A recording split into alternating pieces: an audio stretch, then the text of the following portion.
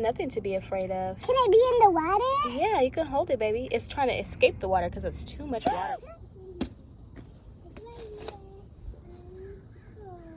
Have this be the entry, since that area right here where we have the in-ground compost is ready to be planted in. This will be the new entry.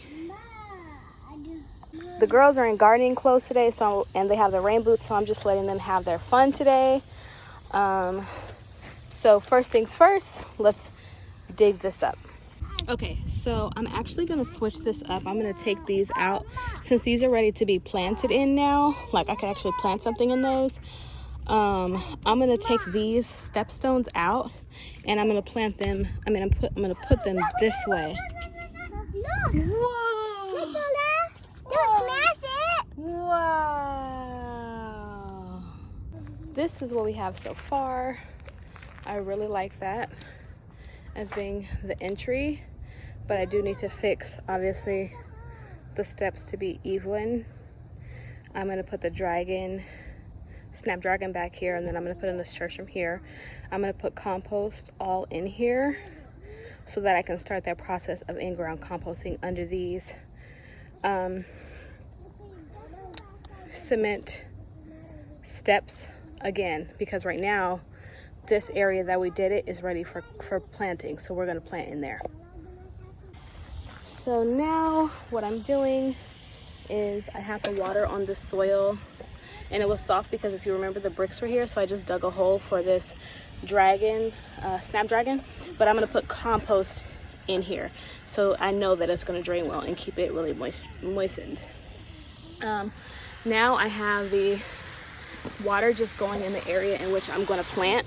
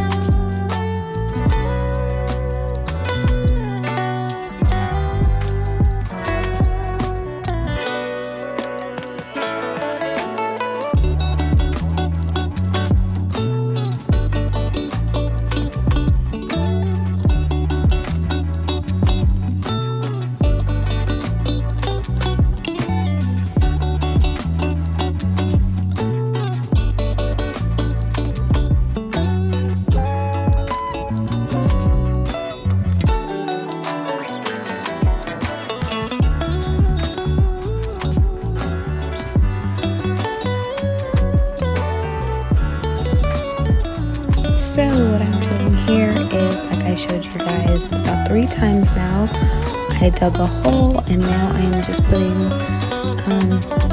scraps from the kitchen that I intentionally save along with some biochar. That big black piece thing was a piece of biochar from like little bonfires, and paper towels, which also break down. And Nola and I are now doing an egg carton, which also breaks down, and it kind of like gives more of your brown. You know how you need nitrogen,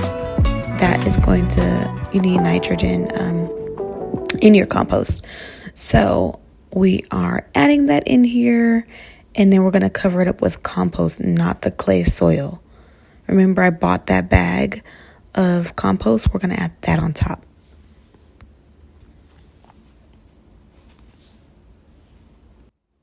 And now I am planting up a tomato, one random little oregano, and a zinnia that was just popping out.